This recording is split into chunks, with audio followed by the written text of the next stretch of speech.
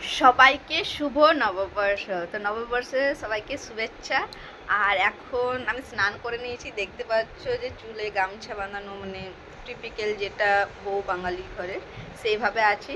আর আমার মেয়ে এখন স্যারেলেক্স খাচ্ছে, আমি চা খাচ্ছি, আর ওখানে আমার মেয়েকে স্যারেলেক্স দিচ্ছি। আমি এটা লক্ষ্য করেছি যে আমি যদি খাই ও কিন্তু তাকাতে থাকে, সেই জন্য আমি ট্রাই করি যখন আমি খাবো তখনই কিন্তু ওকে খাওয়ার চেষ্টা করি, বা আমি কিছু খাই তাহলে ওর কিন্তু খাওয়ার আগ্রহটা থাকে।